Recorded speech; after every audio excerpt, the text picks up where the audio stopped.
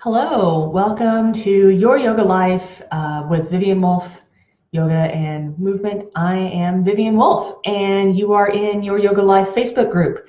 This week we are talking about aligning our values, and so we're going to go over the Yamas, the yogic principles of moral restraint. A lot like the whole idea of biblical commandments or just a moral code.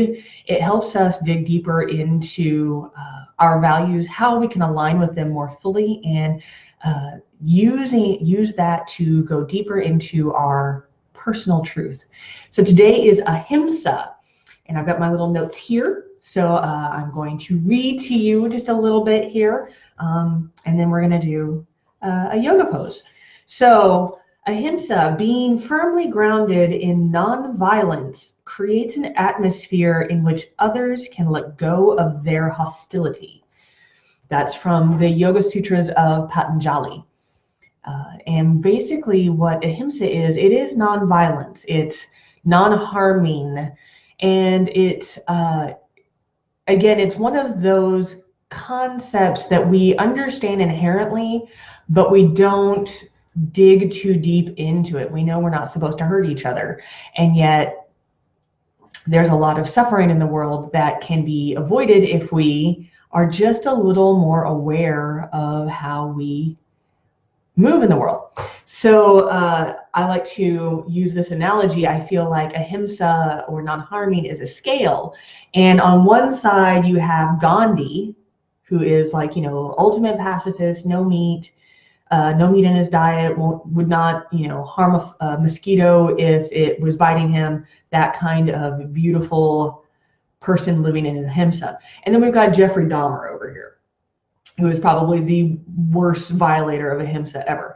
And we all end up somewhere in between, right? We're somewhere hopefully closer to Gandhi than Dahmer, but I don't judge.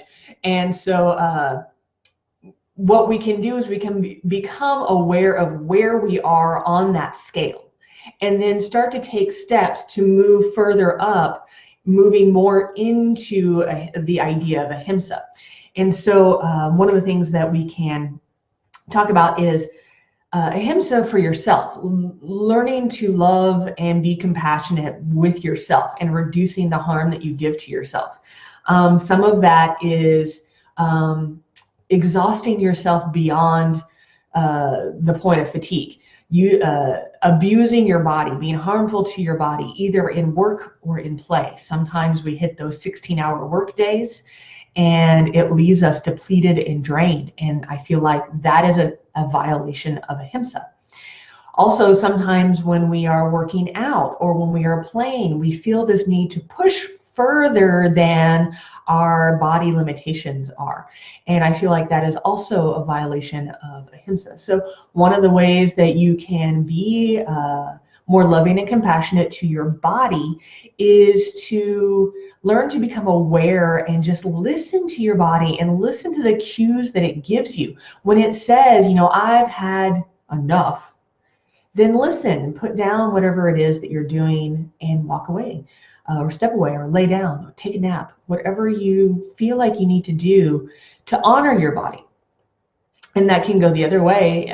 You can harm your body by not allowing it to challenge, not allowing enough challenge to happen, not giving up too easily, that kind of stuff. But we'll get into that in other days with other yamas. So another way that we violate Ahimsa, or that we cause harm to ourselves, is in our internal monologue.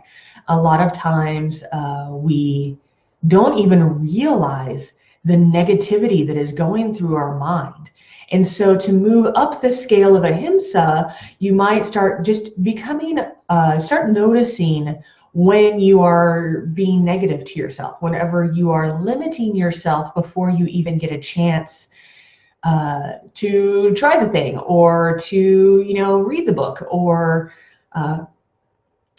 start the new project. Whatever it is, you're not too old, you're not too inflexible, you're not too big or too small or too skinny or too fat. You are perfect the way you are, and remind yourself of that and move up the scale of ahimsa in your mind. Another way that we harm ourselves and harm others is in the way that we interact with other people. When we don't connect authentically with those around us, whenever we are fake with our friends, fake with our family, we don't connect soul to soul. There's a block that happens there. And I feel like that is causes harm. Another way is by overly isolating yourself, which I am definitely guilty of. You need connection to feed your soul.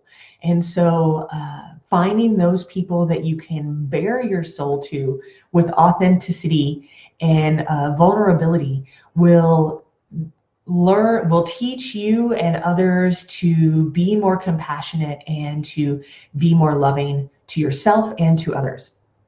And then finally, in your life, find situations where you can choose nonviolence over anger or frustration or harm,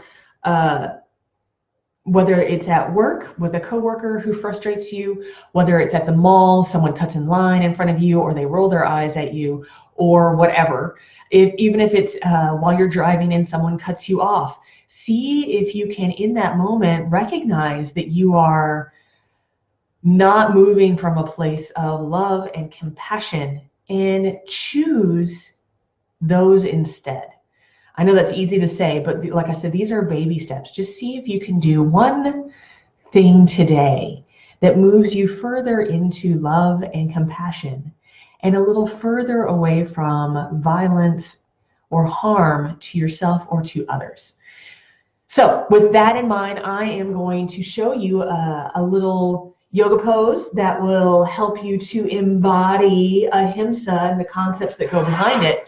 So get on your mat or just get some space here. I'm going to show you from the front and from the side. So if we start here in a mountain pose, we bring our hands together over our heart. Then we open our fingers like a lotus here over our heart, shining our heart into this lotus. From here, we step one foot back. I'm going to take my right foot back straight behind me, and then I'm going to bring my heel down, bending in the left leg, coming deep into this warrior one pose, hips forward, shining the heart forward. This breathe deep into your lotus here, breathe deep into some love and some compassion here. And then from the side, it would look like here. Yeah, good. Take a breath or two here. And then we're going to lift the back heel, the right heel, bend the knee, and jump forward or shift our weight forward, coming back into our mountain pose here. From here, we're going to shift our left toes back, coming into a lunge, bringing the back heel down, shifting the hips forward so that we've got both sides of the pelvis are facing forward. Keeping that lotus here, coming deep into this lunge, breathing deep here, shining the heart up. Feeling a little love and a little compassion for yourself, and feeling it open up into the universe around you. One more breath here. Good, and then we lift the back heel, bend the knee, rock our weight forward. Here's a little spider on my mat.